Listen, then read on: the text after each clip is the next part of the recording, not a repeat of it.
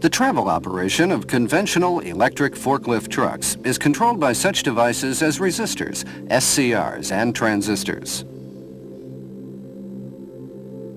Toyota's latest electric forklift trucks, the MCS2, are now controlled by an even newer device called a static induction transistor, or SIT. The SIT device has saved more power and achieved a lower noise level.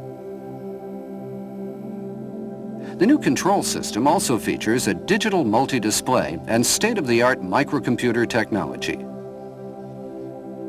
This made it possible to indicate a greater amount of information on the same display.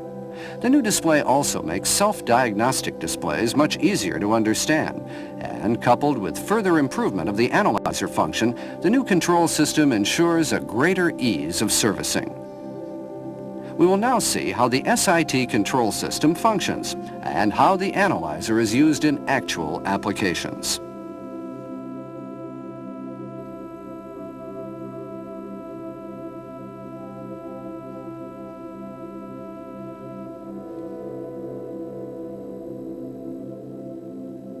First, we will review the physical properties of the SIT, or static induction transistor. An SIT has 3 terminals. They are called the gate, the drain, and the source. This is a schematic drawing of the SIT. It shows the gate, the drain, and the source. In Toyota's MCS2, static induction transistors are used as switching elements. We will now study the switching function of the SIT. When a tiny current is supplied to the SIT's gate, it triggers a large current flow from the drain to the source. The large current stops when the small current flowing to the gate is turned off.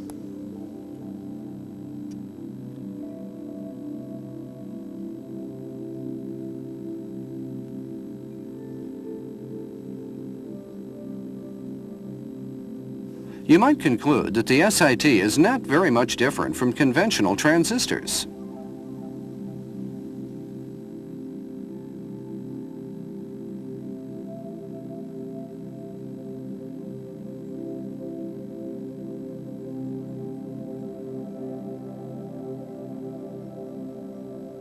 But there is a major difference between the two. The SIT achieves a switching speed approximately 40 times faster than conventional transistors. The tiny current flowing to the gate must be turned off quickly in order to maximize the fast switching function. In the MCS2 control system, the current flowing from the drain to the source is switched off by applying a reverse current to the gate. So we can see the SIT has low power loss and less heat generation and is far more efficient than other transistors.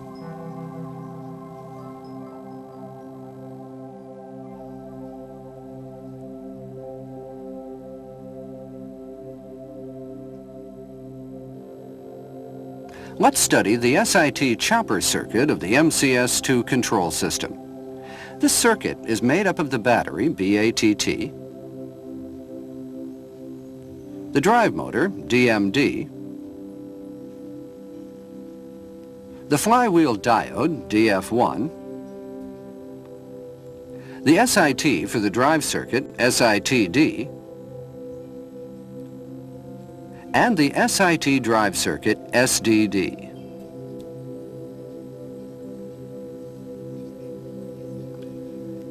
The SITD is protected by the absorber diode, DAD. The absorber capacitor, CAD,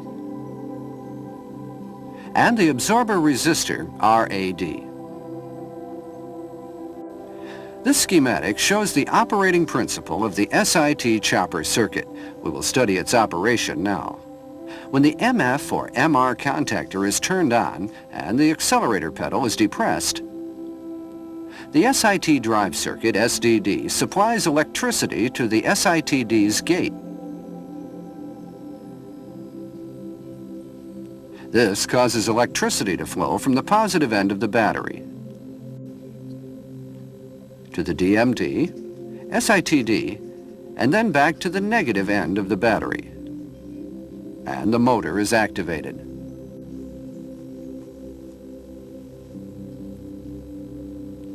Now, when a reverse current is supplied to the SITD's gate, the SITD is turned off immediately, and current no longer flows from the drain to the source. But since the current tends to keep flowing through the circuit, a very high surge voltage is applied to the SITD's drain.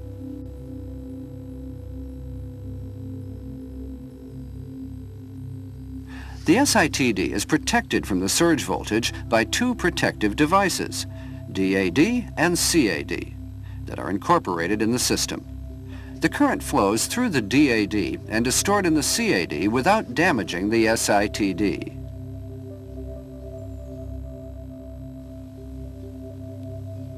When the current stops completely, the electricity stored in the CAD flows from the CAD to the RAD and the DF1 and back to the battery. Part of the electricity is consumed in this process by the RAD in the form of heat. When the CAD is discharged completely, the electricity generated by the motor's induction action flows through the DF1 and back to the motor. The motor keeps running smoothly as a result.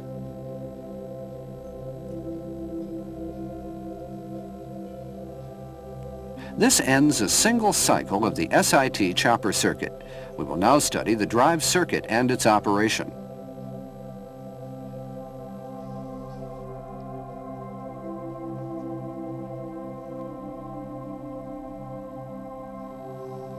The drive circuit consists of the battery, BATT, the drive motor, DMD, the MF and MR contactors, the MG contactor that is disengaged during regenerative braking, the current sensor, CSD, and the SITD, which forms the main circuit, and the control circuit that is made up of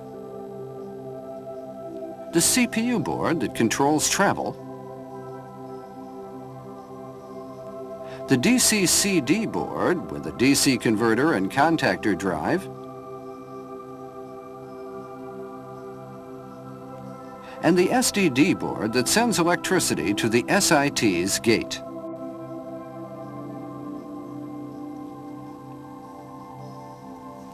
Let's see how the drive circuit works. Electricity from the battery reaches the DC-CD board first. It is used to activate the CPU board and the SDD board.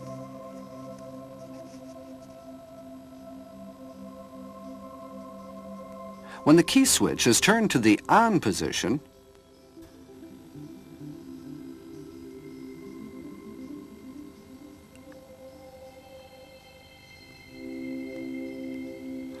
current is supplied from DC to the CPU.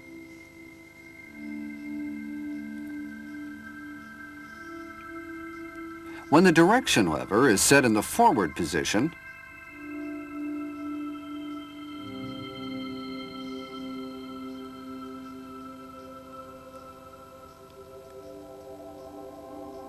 a signal is sent from the CPU to CD, and the MF coil is energized. The MF contactor is activated as a result.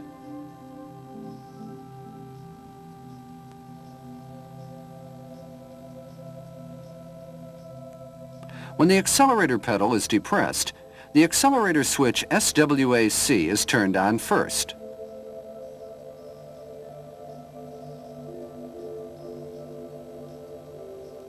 and the CPU sends a signal to CD.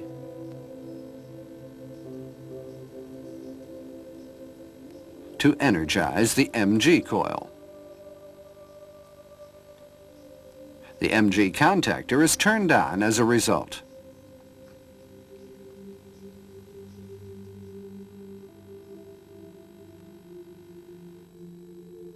As the accelerator pedal is depressed further,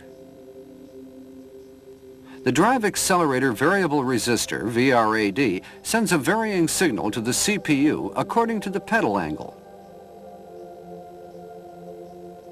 The CPU sends a signal to the SIT drive circuit, SDD, according to the information sent by the VRAD.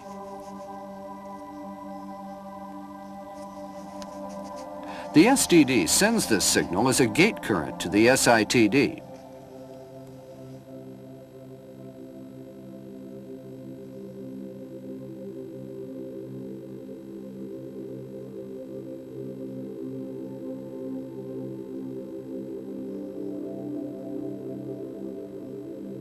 The SIT performs its switching function and causes the drive motor, DMD, to run.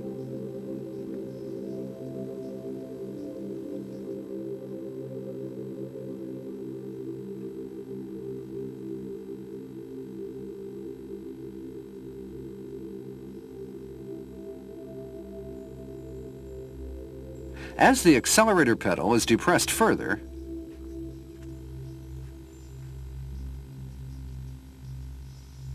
the CPU sends a signal to the SDD according to the change in the VRAD.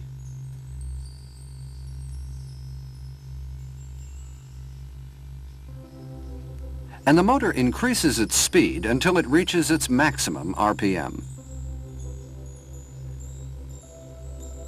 As you may have noticed, this circuit does not have a bypass contactor. It is no longer needed because the circuit now has the SIT. When plugging or braking is applied,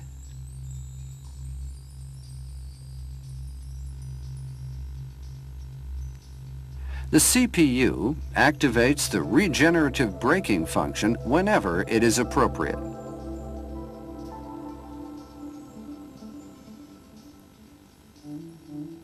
This ends our explanation about the drive circuit.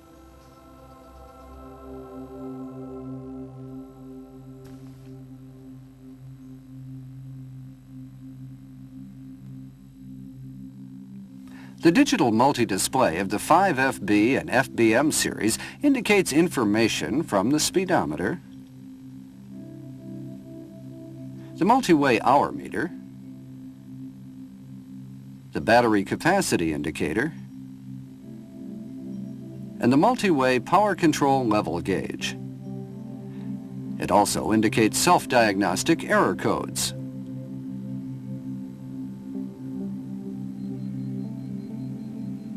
When trouble occurs in the electrical system, it is indicated by an alarm and the truck comes to a halt or other appropriate action is taken. The applicable error code is shown here.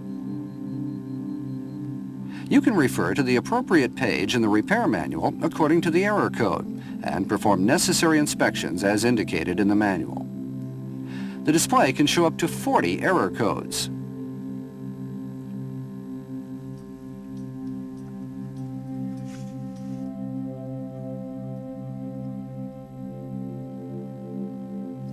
We will now assume that our customer calls in to say that the alarm sounded and the truck stopped.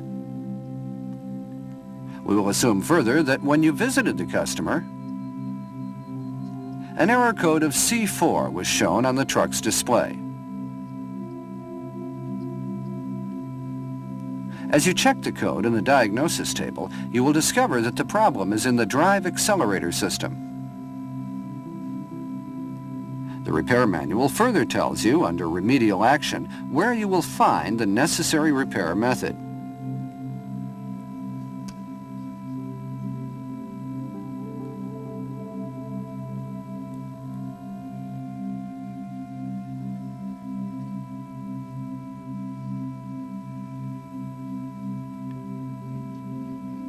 Before you begin repair, you must jack the front wheels and perform all necessary safety steps.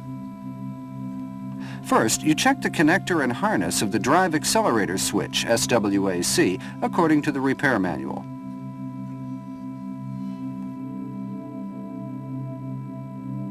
Then you check the harness of CN106. If you cannot find the cause of the trouble, and these components seem normal, then you check the drive accelerator switch SWAC itself in the analyzer mode.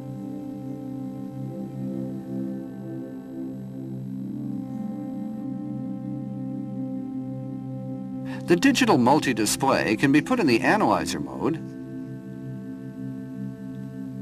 by operating 4 switches on the switch panel.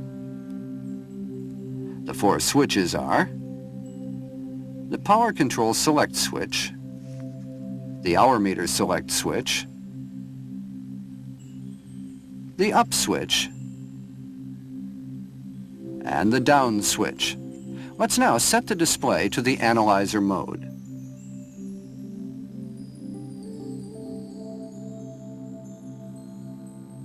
First, connect the battery plug and turn the key switch to the on position. Then you need to enter the primary password first. When you push the power control select switch and the hour meter select switch simultaneously, you will hear a confirming beep. Then you need to operate the up switch within 10 seconds following the beep.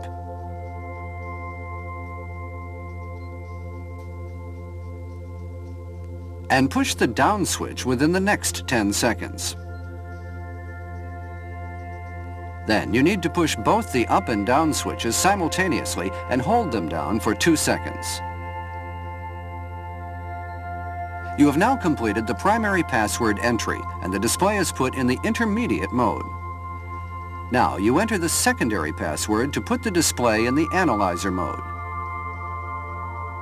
You must push the power control select switch within 10 seconds after the intermediate mode is selected.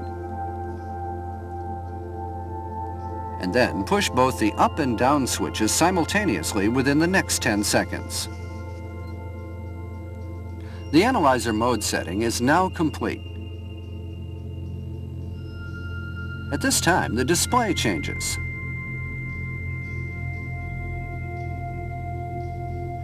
You can now select a necessary item in the analyzer test. Let's refer to the page showing a switch input test.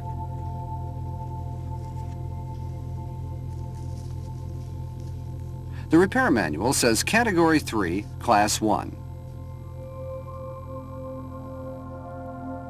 The category number is set by pushing the up switch. You keep pushing the switch until the desired number appears in the display.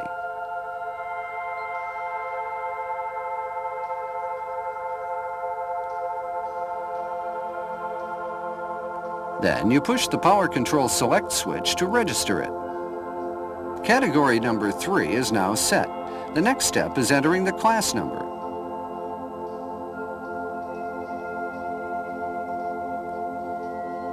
Again, you push the up switch and select 1 on the display. Class number 1 is registered when you push the power control select switch. The individual switch settings are indicated by the battery capacity indicator and the power control level lines.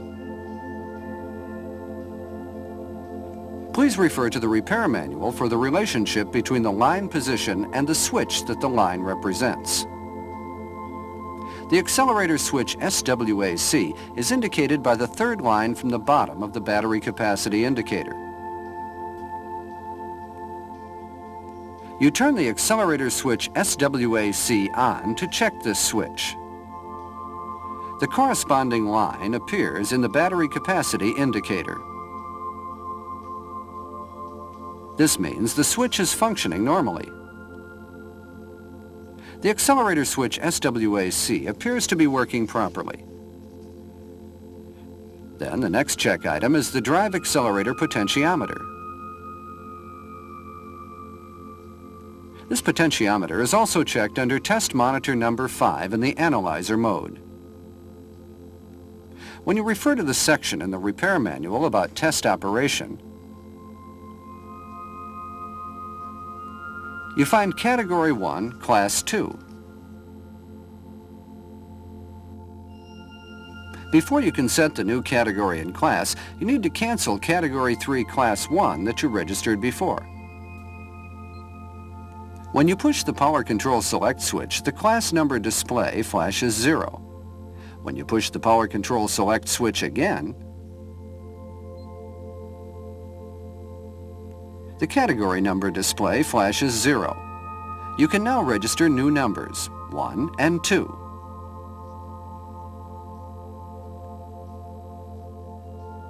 You push the up switch to display 1.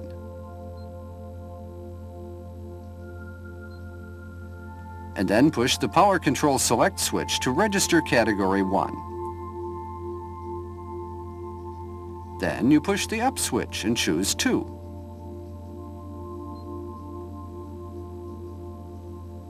Class 2 is registered when you push the Power Control Select switch.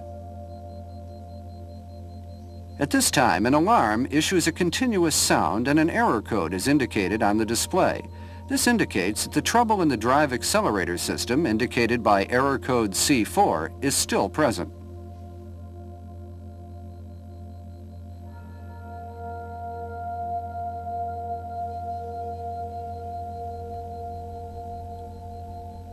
You will now select an item under the test operation to confirm the potentiometer's function. Monitor number 5 is for testing the accelerator potentiometer voltage. You push the up switch until you see 5 in the multi-way hour meter display.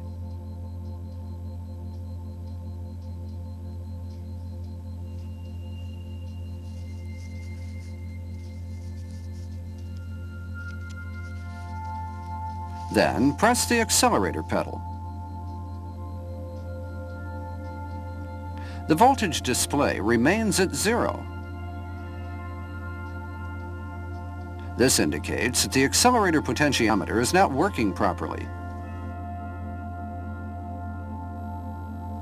The next step is for you to refer to the repair manual, check the malfunctioning potentiometer, and make necessary repairs according to the instructions.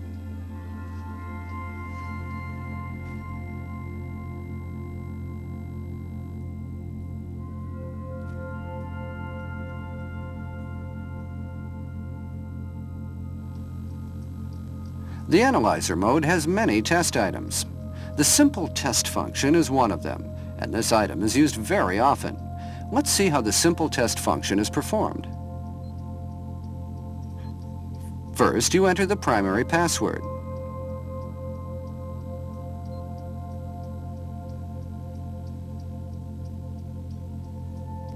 And then enter the secondary password to select the analyzer mode.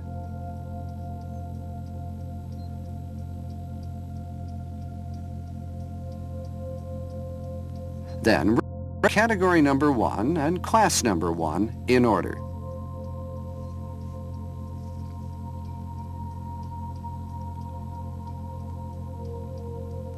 The simple test has 34 test functions.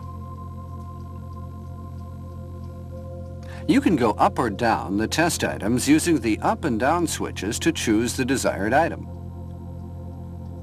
The selected test item is indicated by the multi-way hour meter display.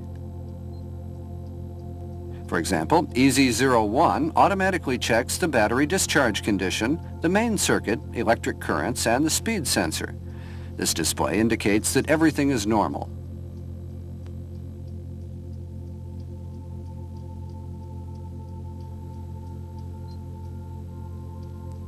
EZ02 through 11 are used to retrieve past diagnostic error codes. These codes are stored in memory, and you can call them up starting from the newest ones. Some trouble symptoms cannot be reproduced easily, and the truck may appear to be functioning normally when you are inspecting it. You can retrieve these problems easily using the simple test function and make necessary repairs accordingly.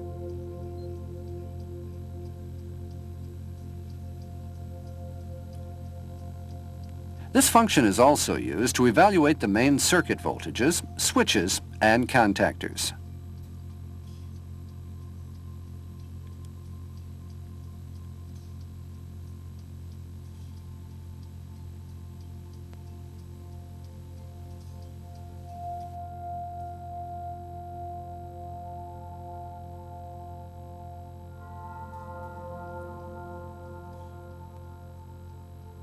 We recommend that you perform the simple test first before inspecting individual components at the time of a periodic inspection and the like.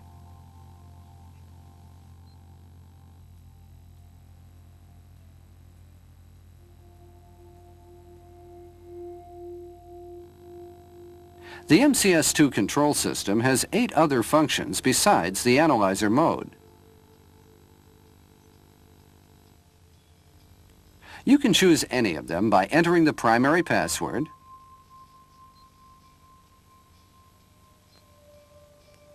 and then selecting the desired item after entering the secondary password.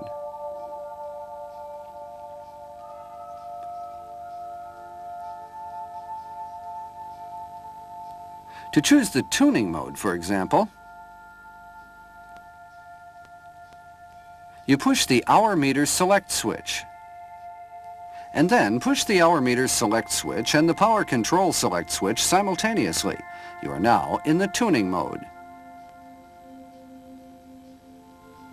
The tuning mode has 9 items from C1 through C9. For instance, you choose C8 when you need to change the lift speed. To choose C8, you push the power control select switch first.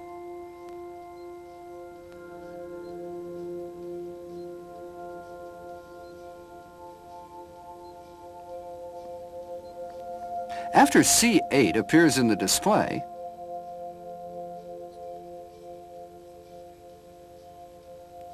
you push the down switch to reduce the lift speed.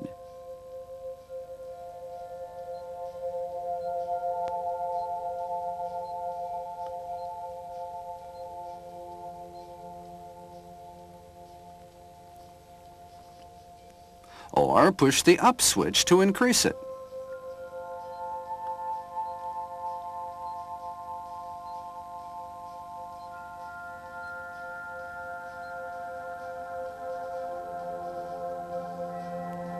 The tuning mode can be canceled by pushing the hour meter select switch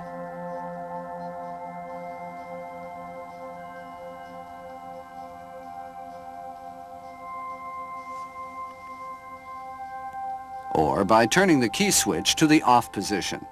It is also canceled automatically when nothing is done in that mode for 2 minutes.